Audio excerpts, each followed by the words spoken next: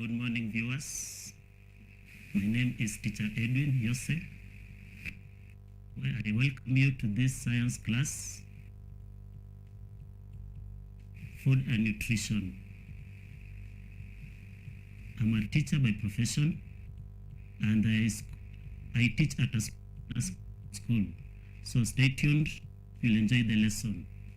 So, this topic called food and nutrition, it is commonly exam, and in KP level,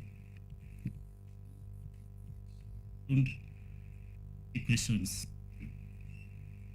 For example, if I look at the year 2016, there were 3 questions that were set from the topic.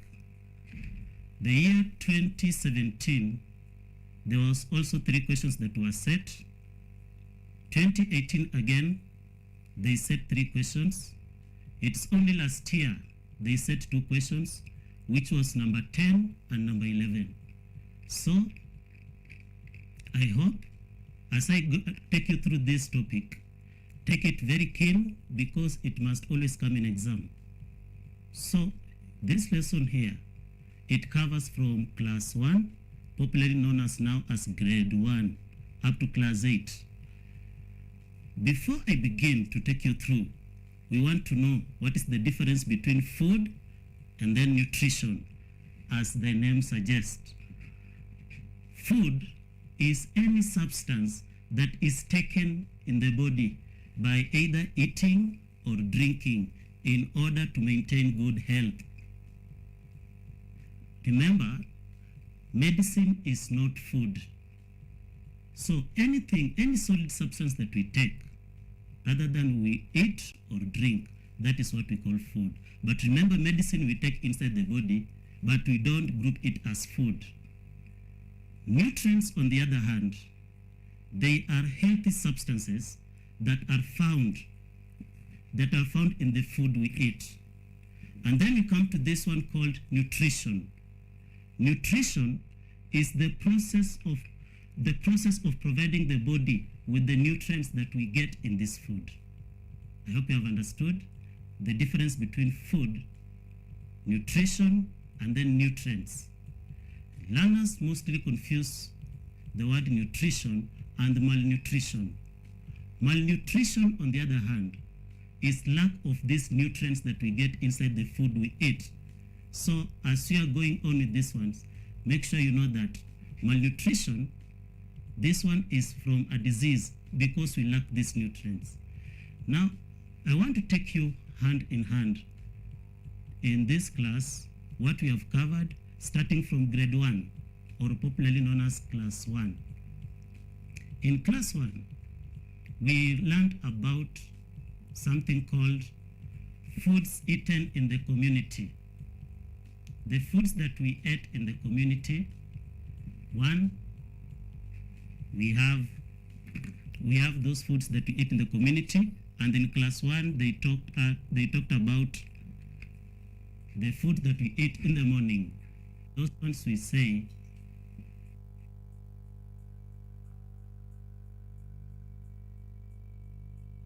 is known as breakfast. The food we eat at lunch or noontime, we call it lunch. And then the food that we eat in the evening, we group it as dinner or supper.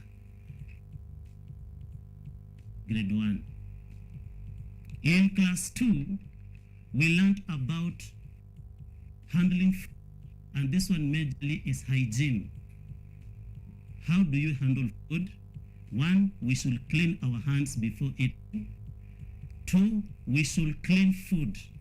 The food that we eat when it is raw, for example, a carrot, we are supposed to wash it before eating it. And then 3, how to clean utensils. If you have eaten something and it has got oil on it, you are supposed to wash with soapy water and it should be warm. That one is what we learned about food in grade 2. And you can realize in class 2, class 1, 2, and 3, this topic was known as foods, because the word nutrition was somehow hectic to learners. In grade 3, we learned about good behavior when having meals. This good behavior includes you are not supposed to lick fingers when you are having meals. You are not supposed to talk while the food is inside the mouth. You are not supposed even to pass food to another people when they are far away from you. In short, good behavior when having meals is what is known as table manners. In class 4, we learned about the functions of food. The functions of food, we have 1, food enable us, they give us energy. Food gives us energy. That is the first function of food.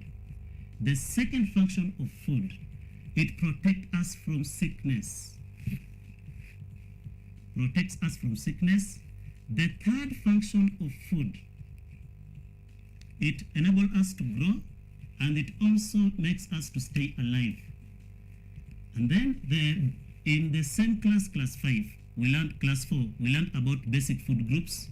We have 3 basic food groups in science. The first basic food group is energy-giving food.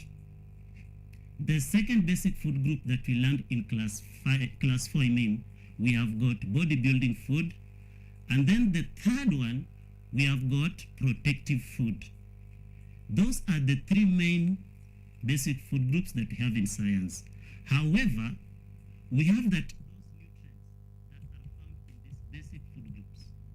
And these nutrients that we have in these groups, we have got now carbohydrate is the first nutrient. The second nutrient we have got vitamins. The third nutrient, we have got proteins. The fourth one, we have got minerals. And then the last one, we have got fats and oils. So the nutrients, I repeat, the nutrients that are found in this food. Number 1, we have got what we call carbohydrates. Carbohydrates is the first nutrient. Number 2, we have got proteins, is the second nutrient. Number 3, we have got vitamins.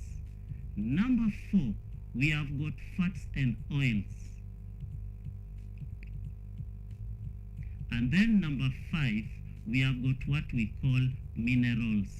So many learners confuse about the basic food groups and then these nutrients that we found in these 3 basic food groups. So under energy-giving food, we know that carbohydrates and fats and oil are the main sources of energy-giving foods. When we come to bodybuilding food, proteins are the main source of bodybuilding food. When we come to something called protective food, vitamins is the one that protect us from sickness. That's why we usually say vitamins is also known as protective food. Again, we also say carbohydrates is also known as energy-giving food. On the other hand, we also say proteins are also called bodybuilding food because they enable us to grow and they enable us to repair the worn-out tissues. So in this class 4, that's where they introduced the word basic food groups and they introduced the sources of these basic food groups. For example, the main sources of this thing called carbohydrates.